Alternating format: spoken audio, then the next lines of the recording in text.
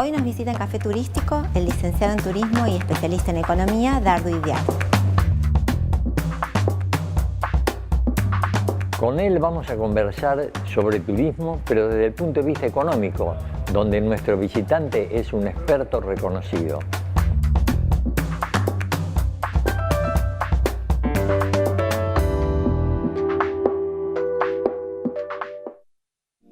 Dardo, ¿cómo vislumbras vos la actividad, el desenvolvimiento del turismo ante esta crisis tan grande que ha sido la pandemia?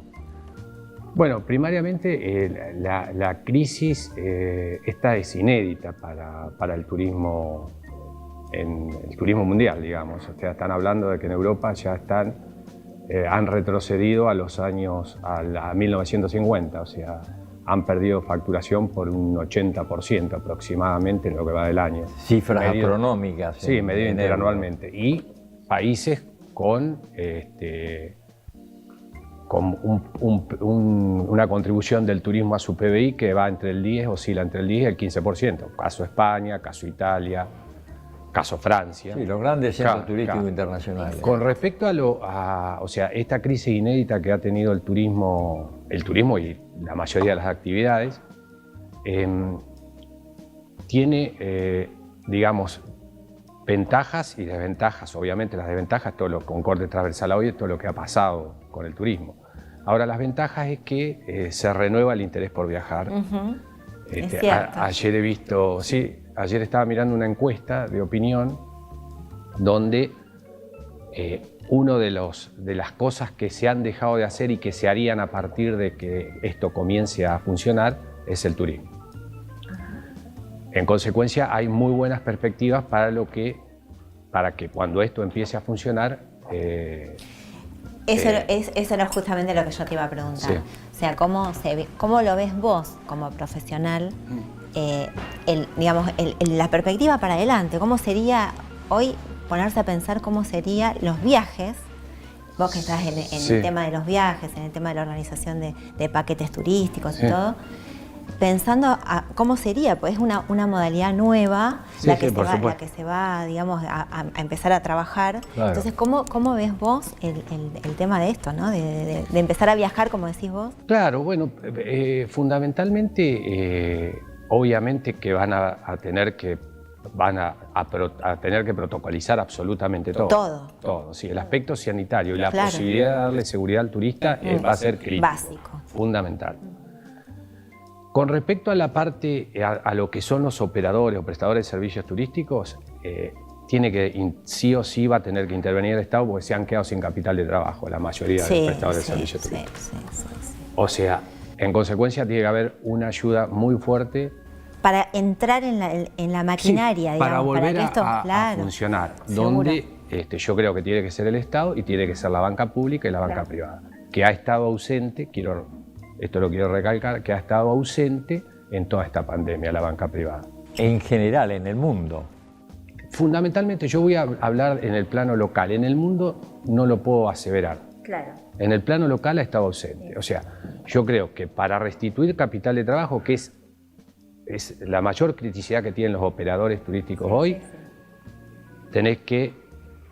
van a tener que seguir con los ATP y a su vez la banca privada y la banca pública van a tener que prestar a tasas que no superen el 24%. Y por eso... Y con un periodo de gracia que esté en consonancia con el arranque de la actividad. Totalmente. Sí, y se puede hacer, inclusive yo diría, porque más o menos por criterio de gestión, un hotel con un 50% de ocupación está en su punto de equilibrio. Entonces, cuando lleguen a ese porcentaje medido interanualmente, ahí, a partir de ahí, debería el operador empezar en el caso de la hotelería, debería el operador empezar Pero para llegar a eso, hoy en día todavía es utópico, porque esto va a ser, como decía un director técnico, Reinaldo Merlo, paso a paso, paulatinamente.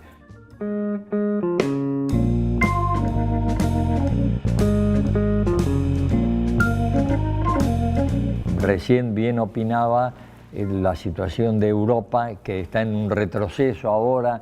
O sea, hay una gran incógnita con respecto a cuándo será el día 1 de la pospandemia, pero va a ser de largo plazo y muy bien la explicación, porque de ahí que viene que la actividad privada viene solicitando primero la tasa cero, que se empezó a implementar algo en algunos casos. ¿Tenés conocimiento de esto? Sí, sí. Lo que pasa es que, digamos, no llega al universo, es imposible. O sea, acá ya te digo, si no trabaja en conjunción el Estado con la banca pública, con la banca privada, es muy difícil, porque es muy difícil mantener nómina. También es muy difícil, o sea, si bien no se puede, pero si se pudiera despedir, es muy difícil de volver a reclutar nómina. Claro, porque perdés expertise, perdés gente con conocimiento. Capital de trabajo, claro. Sí. Bueno, obviamente que esto estamos pensando en operadores turísticos o estamos hablando a nivel general de todo lo que es la cadena de valor. ¿Cómo lo ves vos? O sea, como que hay alguna parte de la cadena que se esté trabajando bien o en ningún caso, digamos, esto se puede empezar a pensar de que ya largamos y podemos empezar a trabajar, digamos. ¿Se entiende lo que te pregunto? Sí, por supuesto. No, te vuelvo a repetir, todos stand-by, han estado 130 días sin facturar, o sea, si no hay una ayuda, pero una ayuda en serio.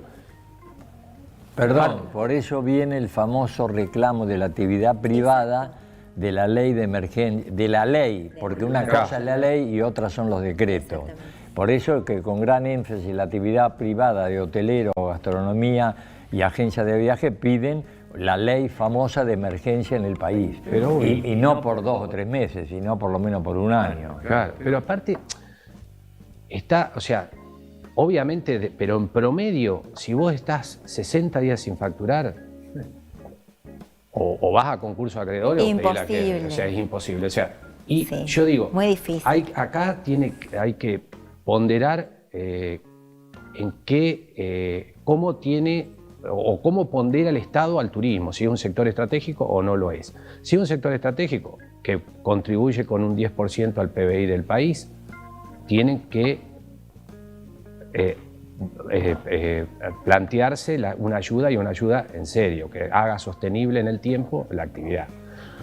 ¿Nos tomamos un respirito? ¿Tomamos un café, Dardo? Dale. Y seguimos en el próximo bloque. Sin quemarnos. Eso.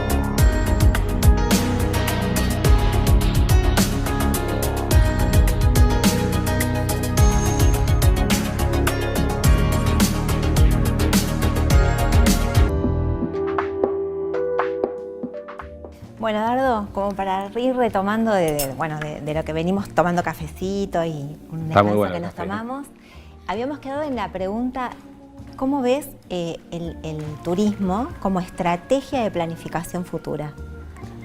Mirá, yo creo que es una de las actividades, de las 5 actividades más importantes que tiene el país, y con un potencial para ser la primera, no tengo duda, o sea. No vamos a decir lo contrario, estamos totalmente de acuerdo. De eso coincide. Sí, y digamos, partamos de la base que el turismo es una de las pocas economías no subsidiadas que hay en el país, en primer lugar. Y en segundo lugar, es un gran dinamizador de las economías regionales. Sí.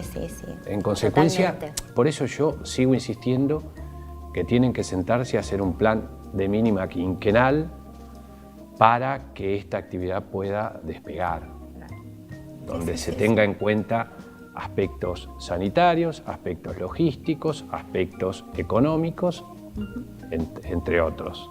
Fundamentalmente esos 3 aspectos. Con respecto a los aspectos logísticos, yo la otra vez comentábamos que es sumamente necesario que empiece a haber, por ejemplo, la Patagonia es potencialmente hoy es uno de los destinos que puede ser uno de los destinos más buscados por lo que es la marca Patagonia y por los grandes espacios que tiene la Patagonia. O sea, yo no me imagino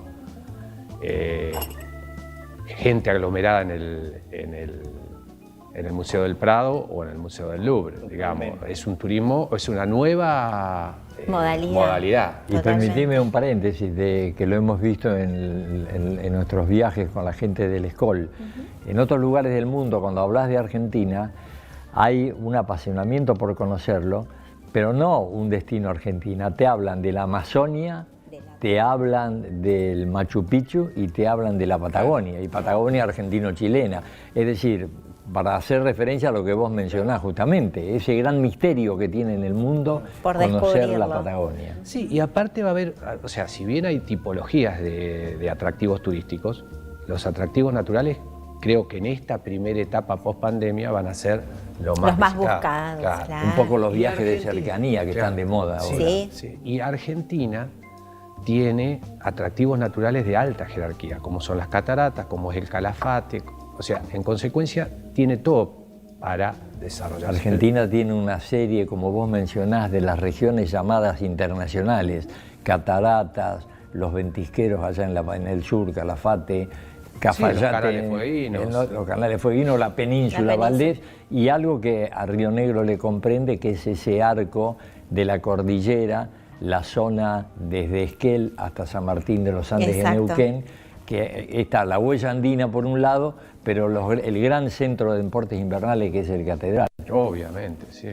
Y la densidad demográfica de la Patagonia, 2 habitantes por kilómetro cuadrado. Claro. Entonces está todo dado para eso nos ayuda. Claro, para que la Patagonia se instale en el mapa turístico internacional. Ahora bien, ¿qué hace falta? Hace falta una logística diferente, digamos. Total. No podés decirle a un pasajero internacional o a un turista internacional que haga Bariloche, Buenos Aires, Calafate. O sea, eso hay que resolver. Esa es la gran lucha, y viene bien, ya que mencionás, la lucha que ha habido para unir la principal ciudad en habitantes que tiene Río Negro, que es Bariloche, con su capital provincial, con uno de los 8 o 10 vuelos diarios que Aerolínea tiene con Bariloche, haga escala con Viedma, como ocurrió durante 20 años, en su momento con el DC-3, con el Boeing y después con los DC-9 de Austral.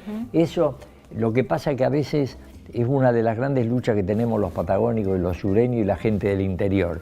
Convencer en el centro del país, donde se manejan los vuelos y esas cosas, que estamos a 1000 kilómetros de Buenos Aires, a 1000 de Bariloche, y que uno de esos vuelos haga escala en Viedma, no es una locura.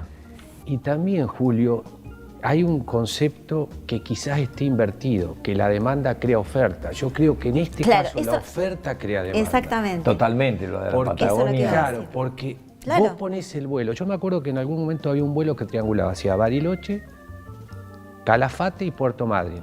Sí. ¿Te acordás? Sí. Bueno, lo sacaron.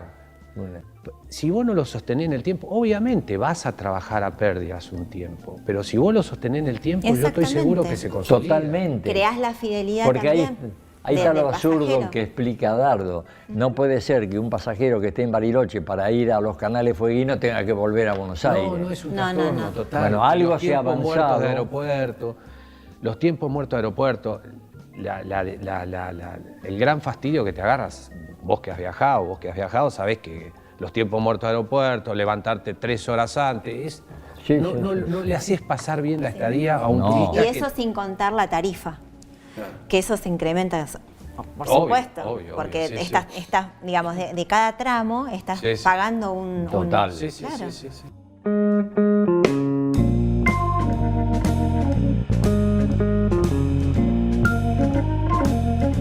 No, muy oportuno lo que decís. Y ya que estamos hablando de vos que sos empresario de turismo en realidad en tu actividad actual, ¿qué papel importante vuelven a tener de aquí en más? Y por lo que vos sin duda nos vas a contar de lo que pasó con los pasajeros cuando apareció la pandemia, viajar a través de una agencia de viaje. Sí, pero siempre ha sido corriente y contracorriente, Julio. Sí, es así, porque Sí. o sea, las OTAs, que son las virtuales, voy a hablar en promedio, porque también hay OTAs que trabajaron bien, pero en Perdón, promedio aclarale al público qué es Eso. una OTA. son las agencias, las que venden online. Sí, sí, O sí, sea, lo sabemos, pero... Ya, nosotros lo sí, sabemos, sí, pero- sí. Las agencias de viaje que venden en línea y en tiempo real. Pero tuvo un papel fundamental el pasajero que quedó atrapado con la pandemia para regresar al país, quien había... ¿Por qué? Explica, el que había comprado con una agencia de viaje pudo volver rápidamente y el otro no. Sí, también en promedio. O sea, yo lo que digo es, las OTAs, o sea, las agencias virtuales, no han tenido un buen desempeño. O sea, han dejado muchos pasajeros varados en el exterior y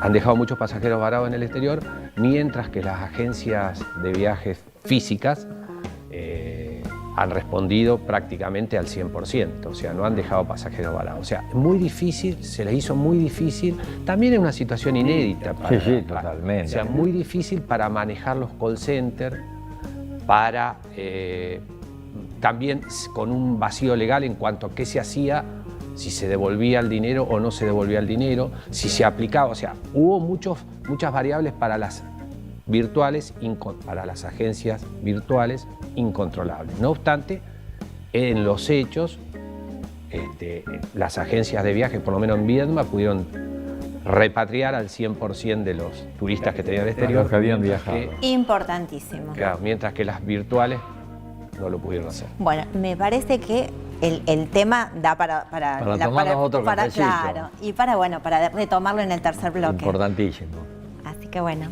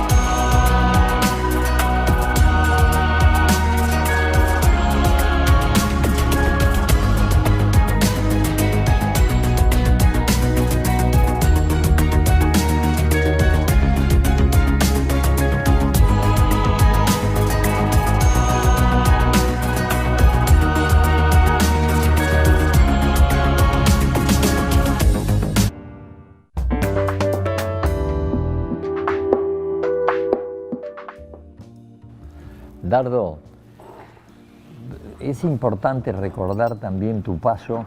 A vos te tocó gerenciar nada menos que el Cerro Catedral. El Cerro Catedral es la imagen del turismo internacional porque es el principal centro turístico de Sudamérica para la actividad de la nieve, del esquí, los brasileños, los mexicanos, del mundo que vienen incluso de Europa a practicar quienes no tienen nieve en la época que ellos es verano.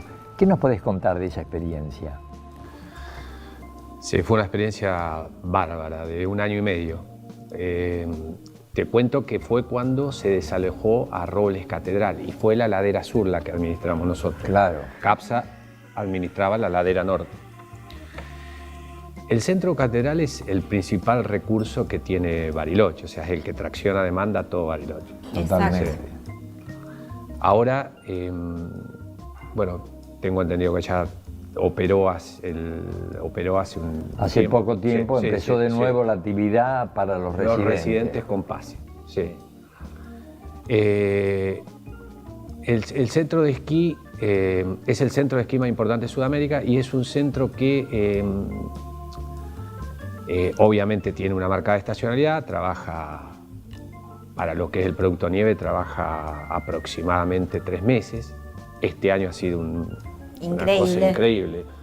Tiene, o sea, la cota máxima del Cerro Catedral está en los 2.200 metros. O sea, Bariloche siempre tiene problemas el cerro en el primer tercio de la montaña, que no hay gran cantidad de nieve. Claro. Este año como nunca.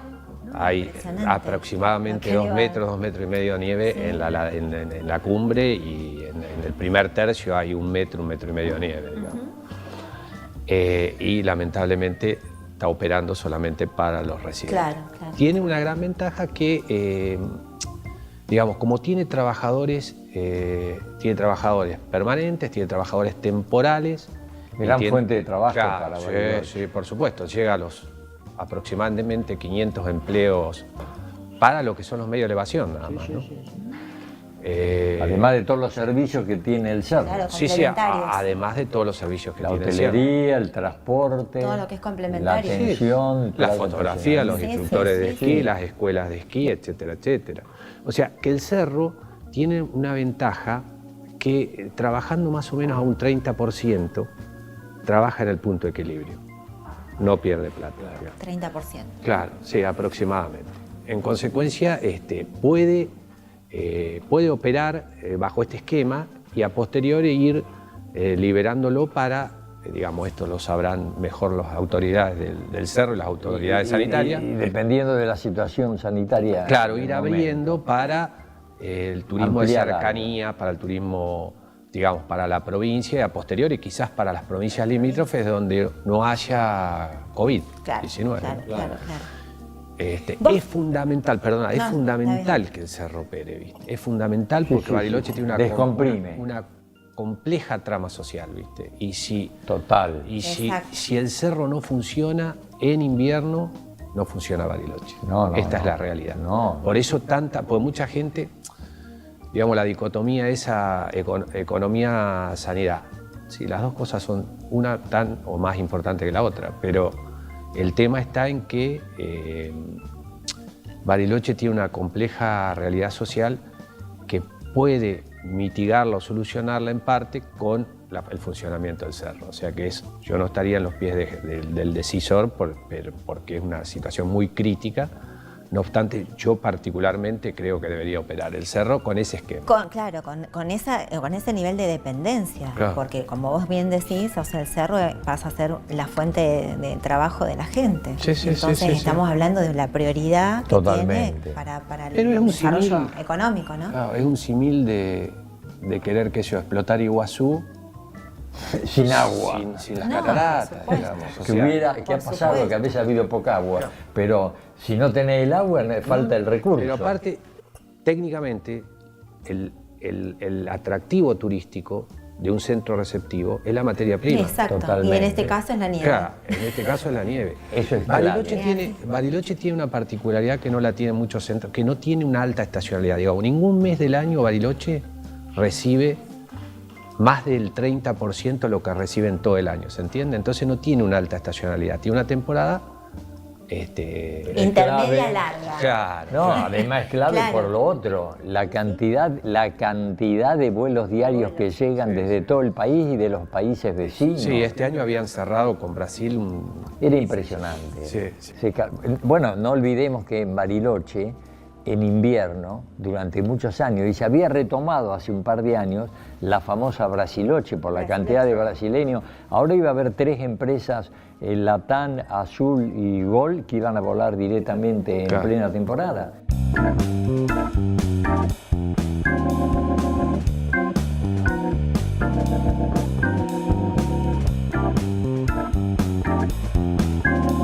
Pero son cosas... Pero yo pasaría a otro tema antes de terminar. A ver. Dardo es un viajero, Sí. ha recorrido el mundo. ¿Con qué te quedarías vos de esa experiencia del mundo? ¿Cuál fue el lugar que más te impresionó de tus viajes por los continentes? Sean de FAMTour o por tu experiencia. No, FAMTour no he hecho mucho.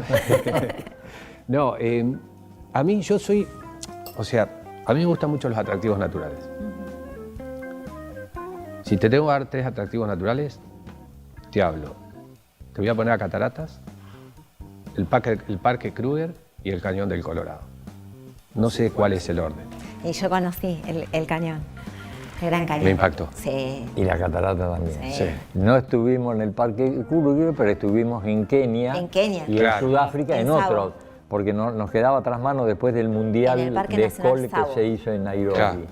No, en Nairobi, en Mombasa. En Mombasa. Pero fuimos a un parque, esa experiencia de ver los animales sueltos. No, no, Y ahí increíble. lo ves mejor, porque el Parque Kruger está más, entre comillas, industrializado, Sí. no es tan artesanal. Claro. Claro. Y vos vas, viste que vas en los En los vehículos. En los sí. vehículos. Sí, en los Land Rover. En Land Rover. En los Land Rover vas transitando y vas viendo, no te podés bajar, obviamente, y vas viendo,